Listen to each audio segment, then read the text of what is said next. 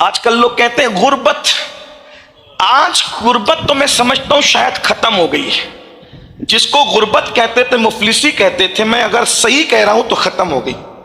اس لیے کہ بھیک مانگنے والے کے اکاؤنٹ میں بھی لاکھوں روپے یہ آپ کے اخبارات چلا رہے ہیں. جس قوم کا بھکاری لکھپتی ہو پھر اس قوم میں غربت کیا چیز ہے؟ آج کوئی بندہ ایسا نہیں ہے کہ جو 2 ٹائم کھانا نہ کھاتا ہو. بلکہ ایک بات کہوں، کروڑ پتی تو بیچارہ کبھی کبھی ایسا ہو سکتا ہے کسی بیماری کی وجہ سے 1 ہی ٹائم کھائے، لیکن مزدور 3 ٹائم پیٹ بھر کے کھاتا ہے. آج دور یہ ہے. کسی بھکاری کی بیٹی کے پاس بھی ایسا نہیں ہوگا کہ 17 پیون والا کوئی دوپٹہ ہوگا. آج تو بھکاری کی بیٹیوں کی بھی تجوریاں کپڑوں سے بھری ہوئی ہوگی.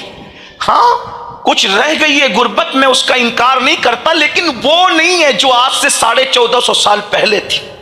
وہ دور تو ایسا تھا کہ ہر گھر میں بھی چراغ نہیں تھا. جس گھر میں چراغ ہوتے تھے وہ مالدار کہلاتے تھے. یہ حال تھا جیسے آج بہت سی نشانیاں مالداروں کی اس دور میں نشانی تھی. ہر گھر میں چراغ نہیں جلتے تھے، چراغ جلانے کے لیے تیل نہیں ہوتے تھے. اس دور میں سب سے پہلے اگر کسی نے اسلام قبول کیا ہے تو 7 لوگ ہیں. ان 7 لوگوں میں خوش نصیب خاتون ہے جسے دنیا حضرت سمیہ کہتی ہے. یہ حضرت سمیہ ہے. اسلام کے نام پر سب سے پہلے جو کلمہ پڑھے وہ بھی عورت، سیدہ خدیجۃ الکبریٰ کی شکل میں. زملونی کا جلوہ جو دیکھے وہ بھی عورت، کمبل اڑھانے کا جو شرف حاصل کرے وہ بھی عورت، ورقہ تک لے جانے والی بھی عورت، اور ورقہ کی زبان سے سب سے پہلے یہ سننے والی کہ آپ آخری نبی ہیں وہ بھی عورت. عورتوں کی شان کیا ہے، عورتوں کا مقام اور مرتبہ کیا ہے اسلام کے اندر، اللہ نے کیا عظمت دی ہے، اللہ رب العزت نے کیا مقام اور مرتبے سے نوازا ہے. کاش لوگ اس پر توجہ کرتے. کسی مذہب میں دیکھیے، میں کسی مذہب پر نکتہ چینی نہیں کرتا، لیکن ایک تقابل آپ کے سامنے پیش کرتا ہوں.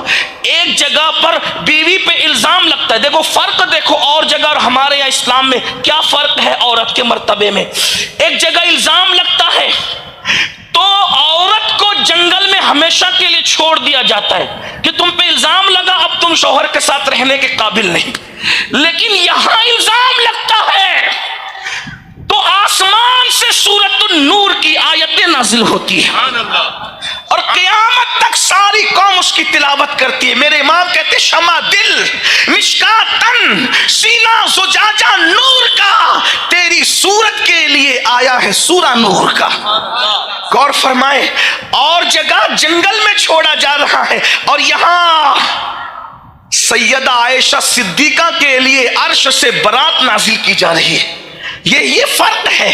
یہاں چھوڑا نہیں جا رہا ہے، یہاں چھوڑا نہیں جا رہا ہے. اس لیے ہمارے یہاں بیویاں چھوڑنے کے لیے نہیں ہوتی، بلکہ ام المومنین کو تو وہ مرتبہ عطا کیا گیا کہ سارے امہات المومنین کے حجرے سے نکل گئے، لیکن اخیر تک جس کے حجرے میں رہے اسے سیدہ عائشہ صدیقہ کا حجرہ کہتے ہیں. اور آج بھی حضور جس کے حجرے میں آرام کر رہے ہیں وہ ام المومنین سیدہ عائشہ صدیقہ کا حجرہ ہے. اور انشاءاللہ جب قیامت میں اٹھیں گے صدیق و فاروق کے ہاتھ میں ہاتھ لے کر کے، تو اس وقت بھی عائشہ صدیقہ کے حجرے سے اٹھیں گے.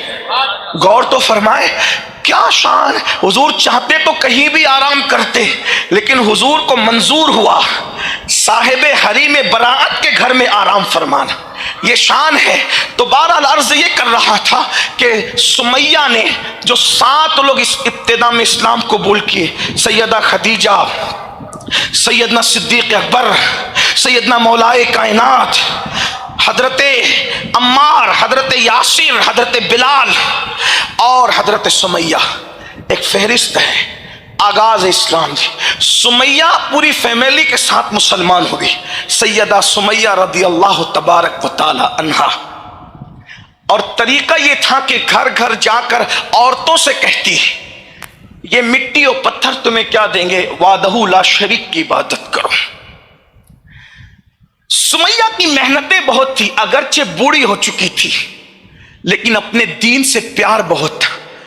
آج بہت معذرت کے ساتھ مجھے ایسا لگتا ہے کہ شاید آج دیندار طبقے کو بھی دین سے وہ پیار نہیں ہے جس کا دین تقاضا کرتا ہے. اسی لیے ہم کبھی فجر کی نماز کی خاطر کبھی ہم اپنی نیند کی خاطر فجر کی نماز چھوڑ دیتے.